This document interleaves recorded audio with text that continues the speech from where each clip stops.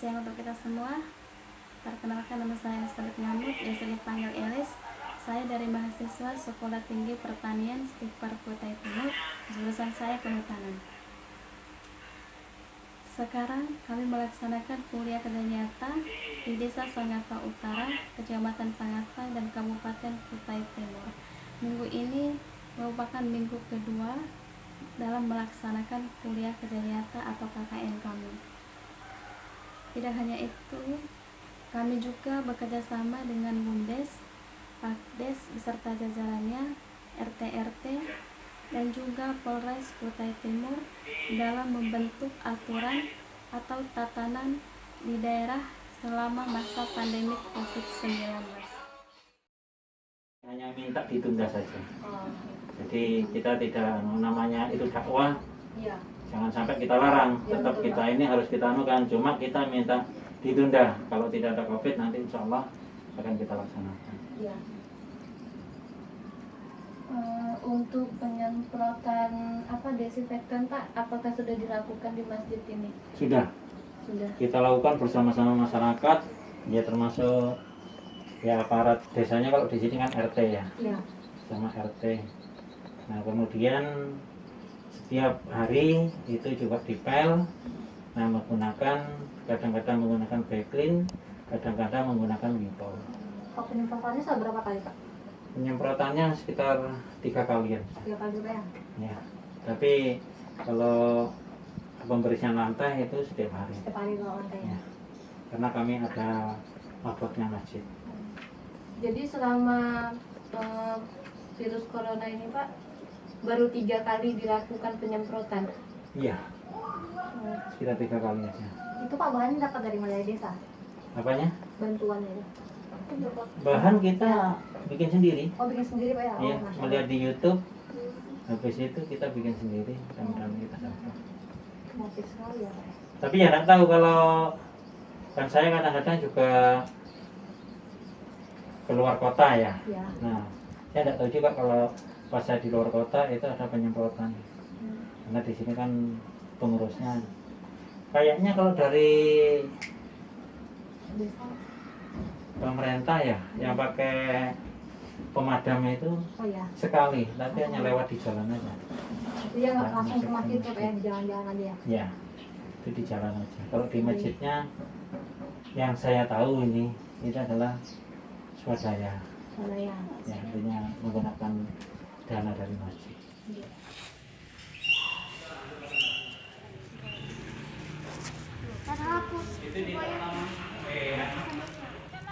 Tekan yang mana? Seperti ini. Enggak, lanjut, tunda itu. Nih. Nah, Nggak jalan nomornya nih. Oh jalan.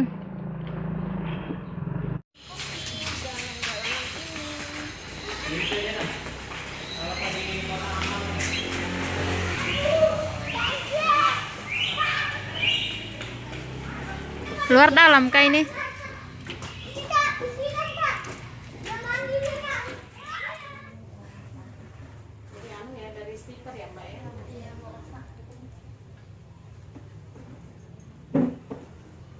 Jadi gimana ini dari stiker kegiatannya apa aja kalau untuk PKK gitu?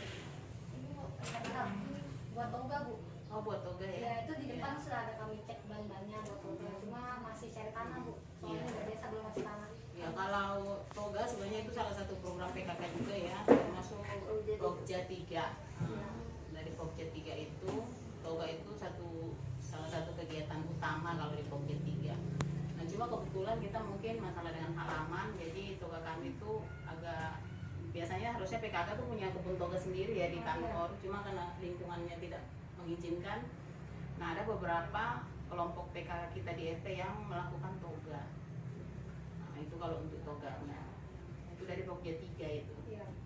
Ya alhamdulillah sih ada aja kelompok-kelompok toga dari Dasawisma, namanya Dasawisma lagi dari RT, terbentuk lagi kelompok namanya Dasawisma. Nah itu yang Dasawisma itu kegiatan rutinnya harus punya toga masing-masing di setiap rumah. Di pekarangan rumah Bu ya? Iya, kalau dari pekarangan rumah kita kemarin program kita minimal 5 pot dalam satu rumah harus ada toganya gitu. Ya cuma sementara berjalan sih ada juga beberapa RT yang memang sama sekali tidak punya, mungkin karena tinggal daerah perkotaan yang padat, yang betul-betul tidak mengizinkan untuk tanaman gitu. Tapi kita kegiatan utama ya tetap manfaatkan halaman yang ada, makanya kita menyarankan untuk toga itu di polybag saja kalau tidak punya kebun gitu. Yang penting ada Bu. Ya, yang penting ada. Oke.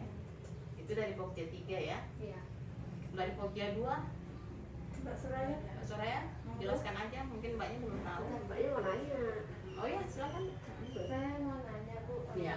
bagaimana tatanan kehidupan pada saat sebelum pandemi ini kan, terus di masa lockdown sampai sekarang ini sudah mau memasuki masa new normal.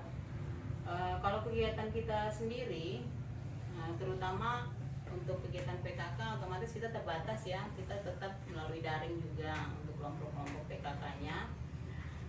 Dan kegiatan kemasyarakat kita otomatis betul-betul terhambat gitu selama pandemi ini.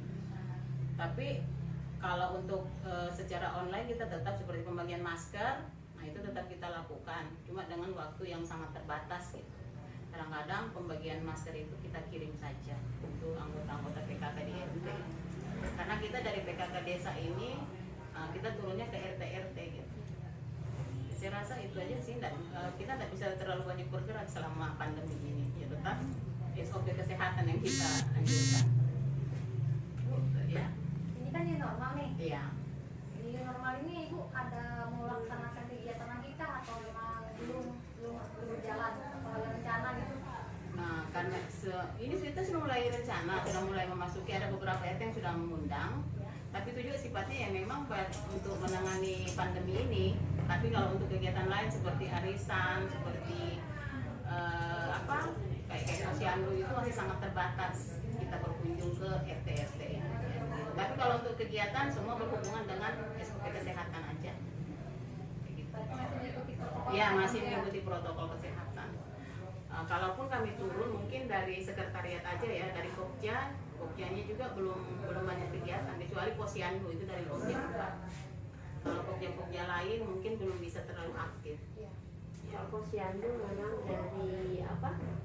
baru bulan 7 ini kami mencoba dulu gitu, baru evaluasi gitu. Jadi kemarin 1 bulan ini kayak posyandu kita ada beberapa posyandu yang sudah buka sih, tapi tetap protokol kesehatan, terus cuman terbatas juga itu khusus balita yang imunisasi aja. Kalau untuk timbang dilihat juga ininya aja, timbangan kalau memang dia masih ini ya langsung pulang. Kalau waktunya Bu, waktu posyandunya tuh Kami 1 jam, 1 jam jadi saja. jam 9 sampai jam 10 udah gitu. Jadi kita nggak Terlalu berlama-lama tidak terlalu berlama. Biasanya kan menunggu di dalam posyandu biasanya kan ada BKB ya. Nah itu yang berhubungan juga dengan Pokja, maksudnya PKK itu. Itu pun untuk sementara karena BKB itu kan sebenarnya mengumpulkan, baru nanti kita wawancara sama orang tuanya gitu kan, penyuluhan gitu. Jadi untuk sementara juga kami belum. Jadi posyandu aja itu pun yang untuk bumil, untuk ini belum. Itu langsung kami arahkan ke puskesmas. Itu aja sih untuk sementara karena memang dari bulan 7 ini mulailah menuju ke ini kan new normal, cuman perlu tahapan dulu. Jadi kami coba posyandu turun, evaluasi bagaimana kemarin, baru nanti bulan 8 apalagi ini harusnya bulan 8 ini kan imunisasi. Nah ini kita lihat juga dari puskesmas seperti apa. Untuk sementara itu untuk kegiatan yang lainnya sih masih masih perlu tahap. Karena kita menyesuaikan juga. Karena kan susah juga Bu ya. Iya, apalagi sekarang kan masih ini ya, nggak semuanya orang juga untuk ikut kegiatan itu kan masih. Juga Kondisi di sini juga bertambah kan. Apalagi ini info lagi, COVID bertambah, jadi ya kita ini juga sih.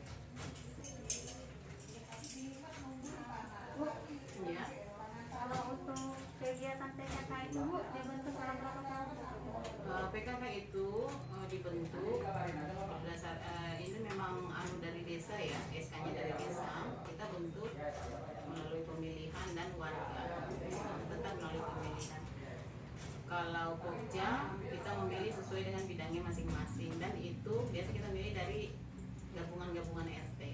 Karena kalau untuk kegiatan seperti Pokja biasa kita mengambil dari seperti orang yang sukanya di toga nih, nah, kita masukkan di Pokja 3. Orang yang berkecimpung di bidang kesehatan seperti PHBS, kader-kadernya biasa kita masukkan di Pokja 4. Nah, kalau orang yang selalu berhubungan dengan sosial, perkembangan anak dan lain sebagainya biasanya itu Pokja 1 dan Pokja 2. Terus kalau Pokja 2 masih menyangkut lingkungan juga ya. Kalau PKK tambahkan aja gitu ya. PKK itu kan kita udah terbentuk nih dari kita sendiri, PKK desa. Jadi setiap RT itu harus ada PKK-nya aja. Jadi PKK itu harus ada satu RT harus ada PKK.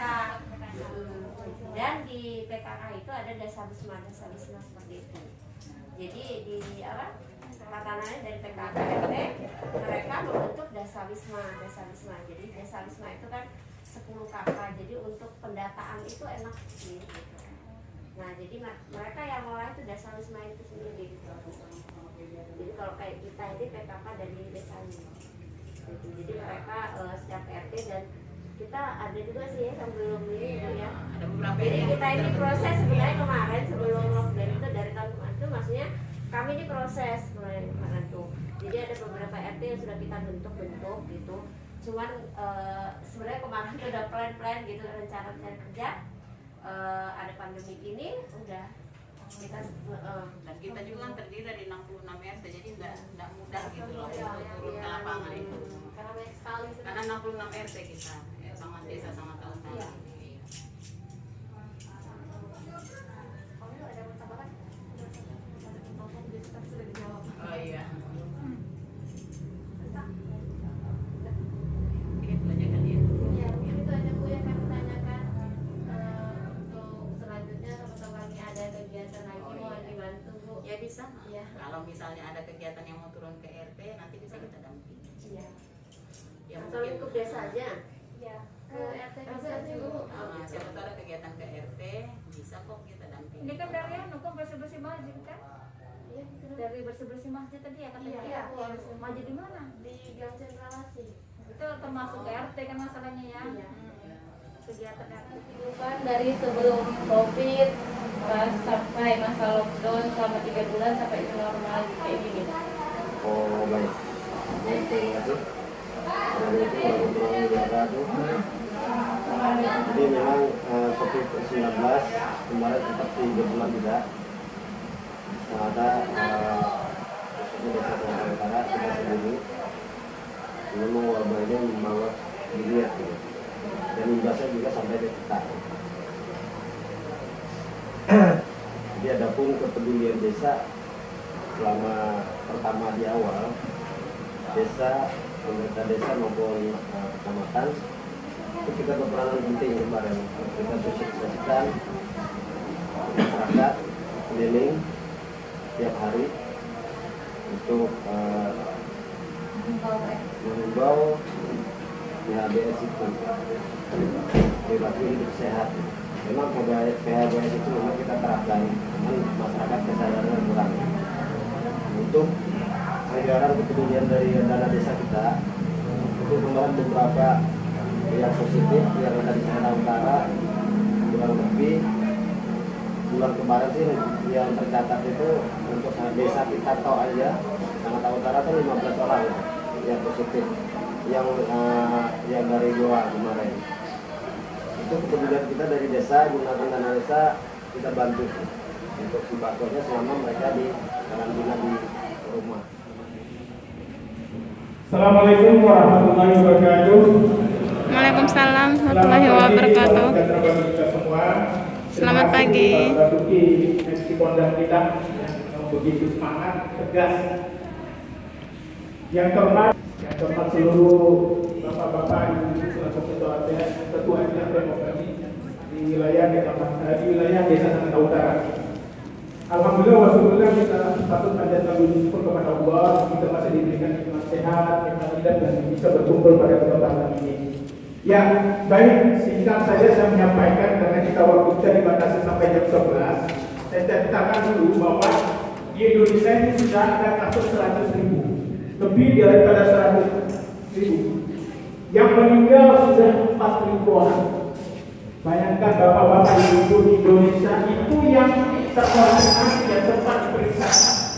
Kita aja di sini yang meninggal kemarin dikubur dengan protokol secara kesehatan itu ada 300 itu tidak terdaftar. Begitu juga di Kabupaten Bogor. Jadi 4.000 itu sebenarnya yang positif masih banyak yang belum. Nah, begitu dampaknya ya nyawa kita yang meninggal. Apakah gerangan apa kita tidak bisa mencegahnya? Tentu kita bisa. Tergantung kita semua. Kemudian bagaimana di Kaltim sendiri? Kaltim sendiri yang konfirmasi 1.184, sedangkan yang meninggal ada 27. Ya kalau di KUTP sekarang sudah ada kasusnya 99 kasus terkonfirmasi. Kemarin ada 6. Jadi yang meninggal yang terdata karena itu yang sempat diperiksa itu ada 1, kemudian 3 itu baru masuk. Kemudian hasil rapid testnya reaktif, mau tidak mau meninggal besok dan sempat di swab, ya maka dilaksanakan dengan cara protokol kesehatan itu ada 3. Yang satu ini dia di Teluk Pandan, kemudian masuk rumah sakit, sempat yang di swabnya ternyata positif, meninggal. Jadi bapak-bapak, ibu-ibu, kenapa kita selalu meningkat kasus ini? Karena adalah kedisiplinan daripada perusahaan, terutama dari PT KPC beserta subkontraktornya. Karena beliau ada kewajiban yang diberikan mandat oleh sesuai dengan surat edaran Pak Bupati. Setiap perusahaan yang datang ke Kutai Timur sebagai pelaku perjalanan harus diswab. Nah, dengan adanya diperiksa swab itu ternyata disitulah meningkat. Kalau seandainya masyarakat juga disiplin mau disuap karena ini mandiri dia bayar 2.150.000 Pak. Sekali lagi kita berikan tepuk yang luar biasa untuk kita pada hari ini. Dari kita akan akhiri, Mas mohon izin untuk bisa menutup dan closing statement kita pada hari ini untuk memberikan pesan-pesan kepada ketua-ketua yang ada pada hari ini. Silakan Bu. Untuk Bapak Suki. Jadi saya lanjut nih Pak ya. Kalau tadi saya janji di akhir ini saya akan memberikan bisa dicatat nomor SPKPD. Mungkin bapak-bapak udah ada yang punya, kalau ada yang punya silakan dilihat kembali, kalau yang belum mohon dicatat lagi. Jadi